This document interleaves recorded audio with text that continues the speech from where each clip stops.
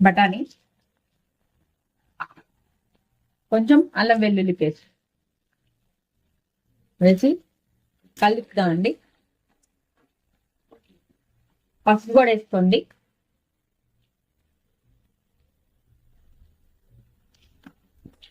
పసుపు కూడా వేసుకొని సరిపడా ఉప్పు వేసేసుకోండి ఒకేసారి.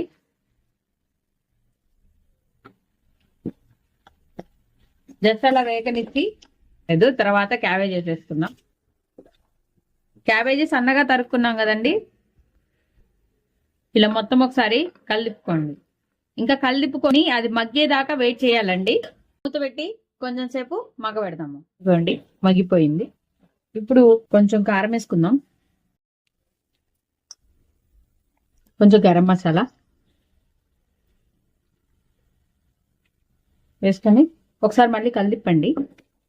ఇప్పుడు ఫైనల్ గా కొత్తిమీర వేసుకోండి. వేసుకొని ఒకసారి కలిపండి. చూసారు కదా, వేడి వేడి క్యాబేజీ ఫ్రై రెడీ అయిపోయింది. ఈ వీడియో కనుక మీకు నచ్చినట్టయితే ప్లీజ్ లైక్ చేసి, షేర్ చేసి, సబ్స్క్రైబ్ చేసుకోండి. థ్యాంక్ యూ అండి. Thank you for watching Shravya's recipes.